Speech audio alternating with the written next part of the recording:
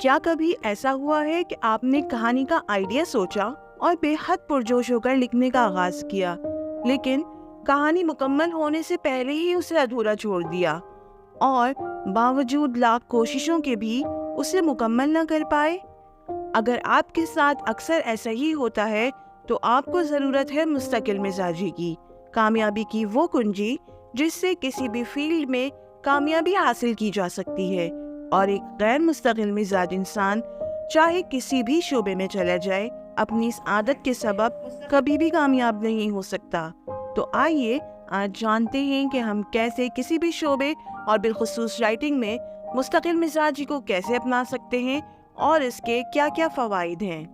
تو آگے بڑھنے سے پہلے جان لیتے ہیں کہ مستقل مزاجی کیا ہے۔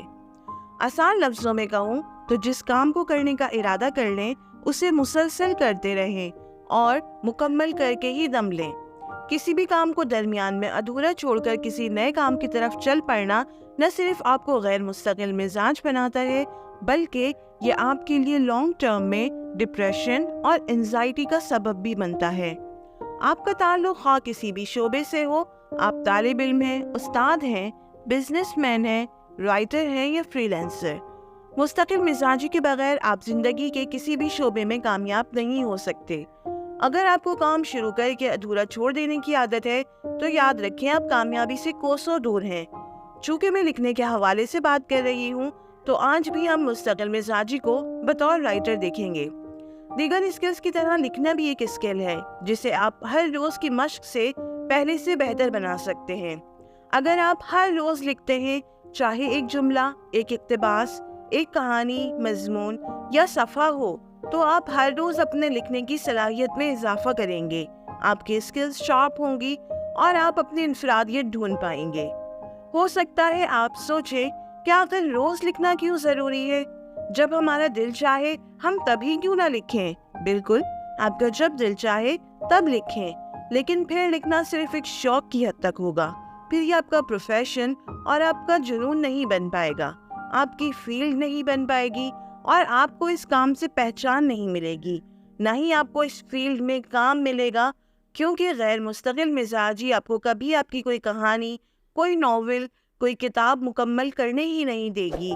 جب لکھنے کی عادت نہیں ہوگی تو آئیڈیاز نہ ذہن میں آئیں گے نہ ہی ذہن میں ٹھہریں گے، بلکہ بہتے پانی کی طرح بنا رکے آگے بڑھ جائیں گے۔ یاد رکھیں، آپ کا ہر ایک لفظ جو آپ مستقل مزاجی سے لکھتے ہیں وہ آپ کو ایک ٹاسک کی کمپلیشن کی طرف لے کر جاتا ہے، پھر چاہے وہ ناول لکھ رہے ہوں، کہانی، مضمون یا بلاگ پوسٹ۔ آپ کی ایک چھوٹی سی کوشش جو آپ کو خود کو ہر روز لکھنے کی صورت میں پش کر کے کرتے ہیں، آپ کی بڑی کامیابی کی ضمانت ہے۔ اب سوال یہ اٹھتا ہے کہ آخر اس مستقل مزاجی کو اپنائیں کیسے روز لکھیں اور اپنے ٹارگٹ تک پہنچیں؟ تو چلیے اس کے لیے کچھ ٹپس ہیں جو میں آپ کے ساتھ شیئر کر رہی ہوں۔ مختصر شروعات کریں۔ بہت بڑے بڑے گول سیٹ کرنے کے بجائے چھوٹے چھوٹے اچیویبل گول سیٹ کریں۔ آپ کی روٹین آپ سے بہتر کوئی نہیں جانتا، تو خود کو روز 100 صفحے لکھنے پر مجبور کرنے کے بجائے کوشش کریں کہ 10 صفحات لکھیں، لیکن روز لکھیں۔ چاہیں تو الفاظ کی گنتی کر کے رکھ لیں کہ آپ 500 الفاظ روز لکھیں گے، یا چاہیں تو وقت مقرر کر لیں کہ اس وقت سے اس وقت تک 15 منٹ آپ کا لکھنے کا وقت ہے۔ آسان الفاظ میں کہوں تو ایک مختصر شیڈیول ترتیب دیں کہ آپ کو روز کم از کم 15 منٹ لکھنے کے لیے نکالنے ہیں، اور بنا کسی ڈسٹربنس کے آپ ان 15 منٹوں میں اپنا فوکس صرف لکھنے پر رکھیں گے۔ خود کو موٹیویٹ کریں۔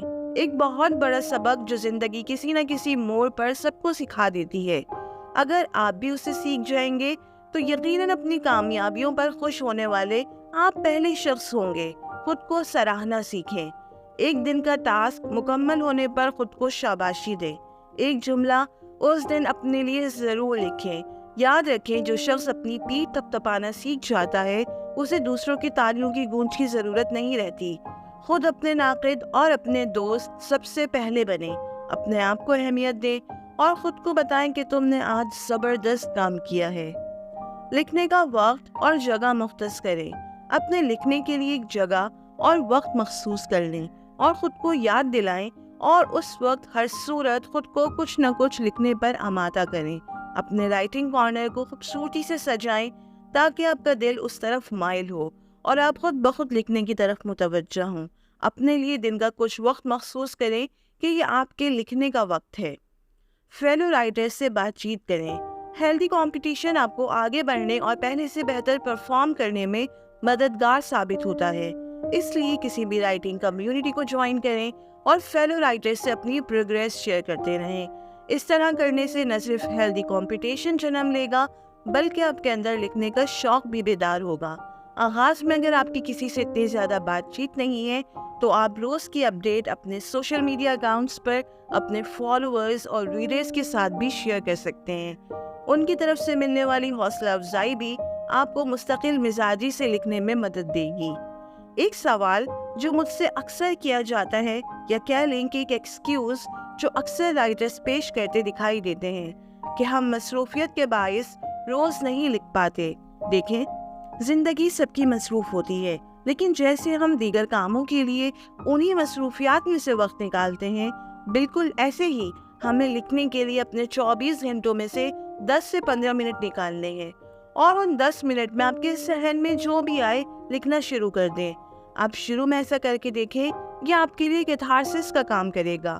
دن بھر کی تھکن پل بھر میں دور ہو جائے گی، اعصاب پرسکون ہوں گے اور ذہن ہلکا پھلکا محسوس ہوگا۔ تخلیقی کام کوئی بھی ہو، آپ کے لیے کیتھارسس کا کام کرتا ہے، تنے ہوئے اعصاب کو پرسکون کرتا ہے۔ آغاز میں چاہے آپ کو تھوڑا سا خود کو پش کرنا پڑے گا، لیکن اس کے بعد آپ اس پروسیس کو انجوائے کرنے لگیں گے۔ اگر ابھی بھی اس موضوع کے حوالے سے کوئی کنفیوژن ہو تو آپ مجھ سے کامنٹس میں یا انسٹاگرام پر میسج کر کے بلا جھجک پوچھ سکتے ہیں۔ اگلی ویڈیو میں ہم انشاءاللہ لکھنے کی پریکٹس کو بہتر کرنے کے لیے ڈائری لکھنے اور جرنلنگ کے حوالے سے بات کریں گے۔ جلدی ملتے ہیں اگلی ویڈیو میں ایک دلچسپ موضوع کے ساتھ۔ تب تک کے لیے اپنا خیال رکھیں اور لکھنا نہ بھولیں۔